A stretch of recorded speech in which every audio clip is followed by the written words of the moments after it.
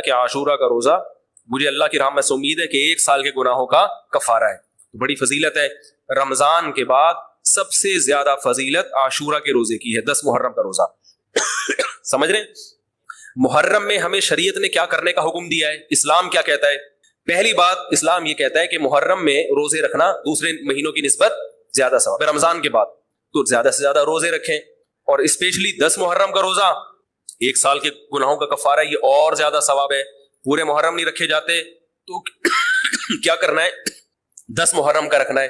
حدیث میں آتا ہے کہ آپ نے حکم دیا 2 روزے ملا کے رکھو, کیونکہ یہودی جو تھے وہ 1 روزہ رکھتے تھے, صحیح ہے نا؟ تو یہودیوں سے مشابہت سے بچنے کے لیے ہمیں حکم دیا کہ اس کے ساتھ ایک اور روزہ ملائیں. تو علماء یہ کہتے ہیں کہ آج کل یہودی 10 محرم کا روزہ نہیں رکھتے, تو اب مشابہت ختم ہو گئی ہے. تو اگر کوئی 9, 10 یا 10, 11 کا رکھ لے تو اچھی بات ہے, نہیں تو صرف 10 محرم کا بھی رکھ لے تو بھی انشاءاللہ پورا ثواب ملے گا, کیونکہ اب اس میں مشابہت رہی نہیں ہے. سمجھ رہے ہیں کہ نہیں سمجھ رہے؟ یہ کرنے کا کام ہے. دوسرا کام, محرم میں گناہ دوسرے مہینوں کی نسبت زیادہ, اس کی قباحت زیادہ بڑھ جاتی ہے, کیونکہ 4 مہینے محترم ہے, شوال, ذیقات, ذیلحج اور ذیقعدہ, ذیلحجہ, محرم اور رجب. یہ 4 مہینے جو ہیں اسلام میں اشہر حرم کہلاتے ہیں. قرآن کہہ رہا ہے فلا تظلموا فیہن انفسکم, اس میں اپنی جانوں پہ ظلم مت کرو. یہ ماتم کرنا بھی تو ظلم ہے نا اپنی جان پہ. تو اللہ نے فرمایا ان 4 مہینوں میں اپنی جان پہ ظلم مت کرو. کسی بھی طرح سے ظلم ہو, جسمانی ظلم ہو, روحانی ظلم ہو. جسمانی ظلم ماتم کر کے بھی ہو سکتا ہے, اور انگاروں پہ چل کے بھی ہو سکتا ہے, اپنے آپ کو پیٹ کے بھی ہو سکتا ہے. روحانی ظلم کیا ہے؟ گناہ کر کا. تو نہ گناہ کرنے کی اجازت, نہ کسی اور طرح سے. عام مہینوں میں بھی ظلم کی اجازت نہیں ہے, نہ اپنے اوپر اور نہ کسی اور پر. تو ان 4 مہینوں میں ظلم کی نوعیت بڑھ جاتی ہے. سمجھ رہے ہیں؟ یہ ایک محرم کی فضیلت ہے اسلام میں. اور تیسری فضیلت جو محرم کی, جو بعض روایات سے ثابت ہے, یعنی جو فضیلت تو نہیں کہیں گے اس کو, جو محرم میں کرنے کا کام ہے, وہ بعض احادیث میں آتا ہے کہ آپ صلی اللہ علیہ وسلم نے ارشاد فرمایا کہ عاشورہ کے دن اپنے اہل و عیال پر دسترخوان کو وسعت دو, اس سے رزق میں برکت ہوتی ہے.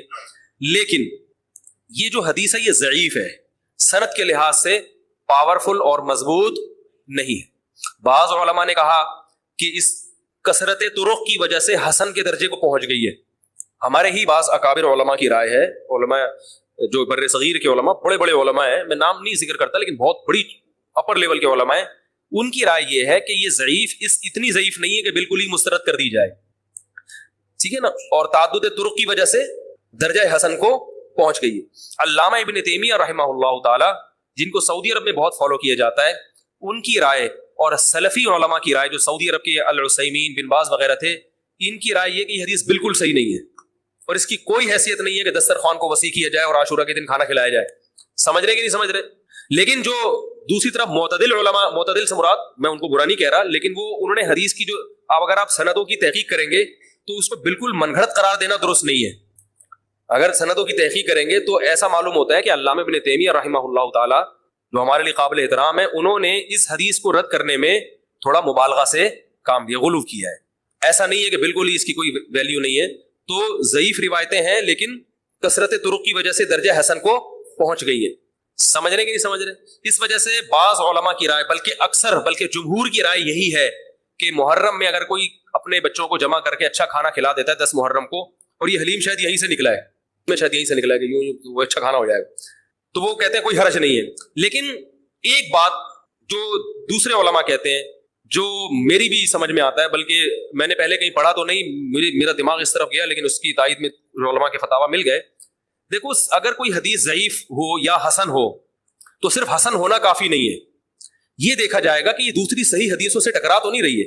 یہ بھی فقہ کا اصول ہے کہ اگر ایک کمزور چیز ہے لیکن وہ طاقتور دلیل سے ٹکرا رہی ہے تو پھر اس کمزور چیز کو بالکل رد کیا جائے گا. تو عاشورہ کے دن روزہ رکھنے کا حکم ہے, یہ بالکل بخاری مسلم کی صحیح حدیث سے ثابت ہے. اور جو کھانا کھلانے والی روایت ہے وہ اس ٹکر کی نہیں, اس کو تو ابن تیمیہ جیسے محقق نے بالکل ہی کلعدم قرار دے دیا, بعض عرب علماء نے بھی بالکل کلعدم قرار دے دیا, اگرچہ ہماری رائے ہے کہ بالکل کلعدم نہیں ہے, لیکن بہرحال اس میں محدثین کا بڑا اختلاف ہوا ہے. جبکہ روزہ رکھنے والی جو روایات ہیں وہ بالکل بے غبار ہیں, ان کو سب صحیح مانتے ہیں. تو کھانا کھلانا اور روزہ جمع, بولو بھائی, نہیں ہو سکتا. اس لیے کہ اگر وہ روزے کا دن ہے تو کھانے کا دن نہیں ہے, کھانے کا دن ہے تو روزے کا نہیں. ابن تیمیہ رحمہ اللہ تعالیٰ کی رائے یہ ہے کہ بعض لوگوں نے شیعہ کی مخالفت میں غلو کیا ہے.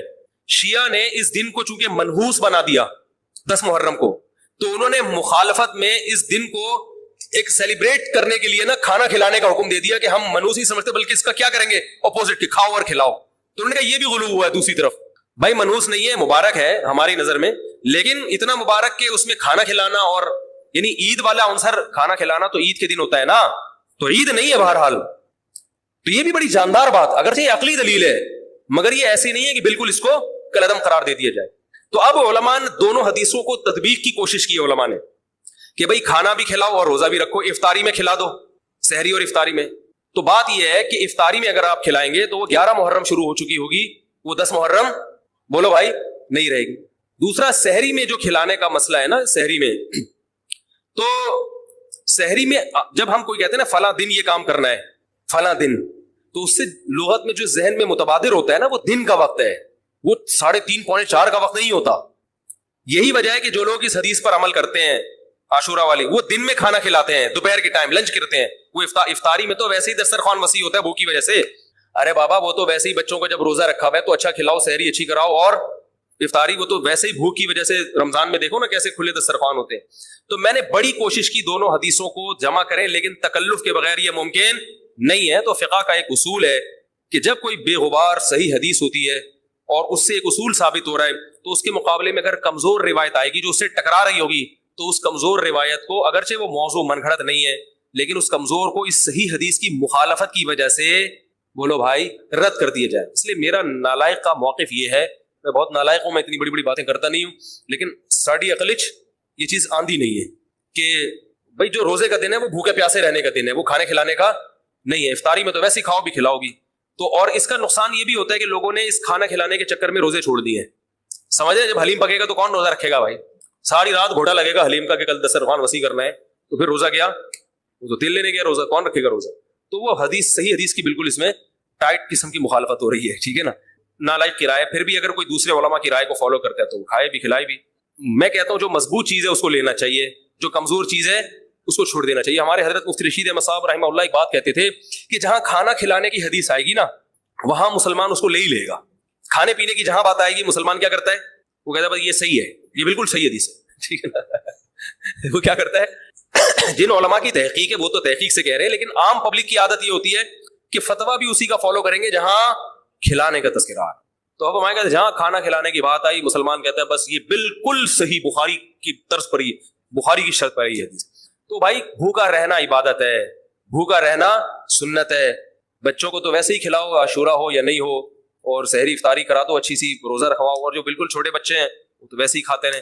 اس لیے, اور پھر اس کا نقصان کیا ہو رہا ہے, حلیم کے گھوٹے لگ رہے ہیں پوری پوری رات بیٹھ, اس کے الگ نقصانات ہیں, سبیلیں لگ رہی ہیں. حضرت حسین رضی اللہ تعالیٰ عنہ تو کربلا میں شدید گرمی میں بھوکے اور پیاسے اپنی جان دیتے ہیں, اور یہاں ہم کیا کر رہے ہیں, کھانا کھا رہے ہیں. قرآن مجید میں ہے کہ شیطان نے جب آدم علیہ السلام کو سجدے سے انکار کیا تو اس نے کہا تھا لا تجدوا اکثرهم شاکرین, کہ اللہ ان میں سے تو دیکھے گا کہ اکثر لوگ تیرے شکر گزار نہیں ہوں گے.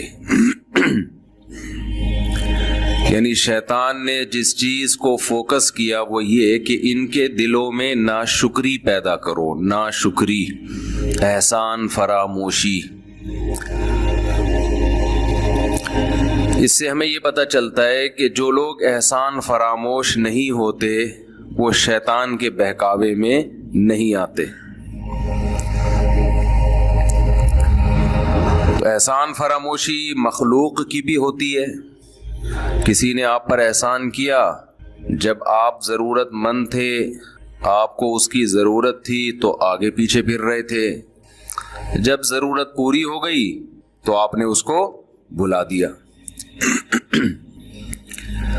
احسان فراموشی کی یہ والی قسم بھی مارکیٹ میں بہت زیادہ پائی جاتی ہے. اور احسان فراموشی کی ایک اور قسم ہے, ایک تو ہے مخلوق کی احسان فراموشی, ایک ہے جس نے پیدا کیا اس کی احسان فراموشی. یہ والی قسم اور بھی زیادہ پائی جاتی ہے. یہ دنیا کا عجیب نظام ہے کہ جس نے کم احسان کیا ہو اس کے احسان کو کسی حد تک یاد رکھا جاتا ہے. جن کے احسانوں میں ہم ڈوبے ہوئے ہوتے ہیں سب سے پہلے انہی کو لوگ بھولتے ہیں. کسی نے آپ کا ذرا سا کوئی کام بنا دیا, آپ کی گاڑی خراب ہو گئی تھی, دھکا لگا دیا, وہ پھر بھی تھوڑا بہت یاد رہ جاتا ہے انسان. لیکن کچھ لوگ ایسے ہیں جن کے احسانات کے سمندر میں انسان ڈوبا ہوا ہوتا ہے, لیکن ہماری سوسائٹی میں سب سے زیادہ فراموش انہی کو کیا جاتا ہے.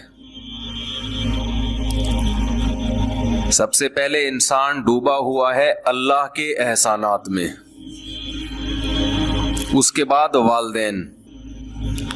ہماری سوسائٹی میں آپ جتنا لبرل طبقے کی طرف جائیں گے, جتنا سیکولر طبقے کی طرف جائیں گے, بلکہ میں صاف لفظوں میں جتنا پڑھے لکھے طبقے کی طرف جائیں گے, جس کو آج کی اصطلاح میں پڑھا لکھا کہا جاتا ہے, وہ سب سے زیادہ خدا کو بھولے گا اور اس کے بعد اپنے والدین کو بھولے گا. ان پڑھ لوگ پھر بھی ماں باپ کی مان رہے ہوتے ہیں. سب سے زیادہ اللہ کو, اس کے بعد والدین کو. اور جو لبرل اور سیکولر طبقہ ہے اس کے ہاں سب سے زیادہ حقوق گرل فرینڈ کے ہوتے ہیں. سب سے زیادہ حقوق کس کے ہوتے ہیں؟ جو آپ کی دوست ہے, جس سے حرام رشتہ ہے, حالانکہ اس کا آپ پر کوئی احسان نہیں, ایک ہوس ہے اس کو بھی اور آپ کو بھی.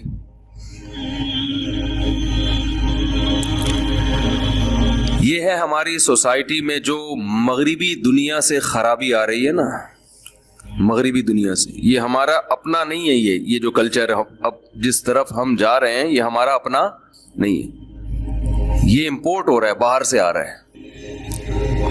ان ملکوں سے گھڑیاں بھی آ رہی ہیں, ان ملکوں سے موبائل بھی آ رہے ہیں, ان ملکوں سے گاڑیاں بھی آ رہی ہیں, تو ان ملکوں سے کلچر بھی آ رہا ہے.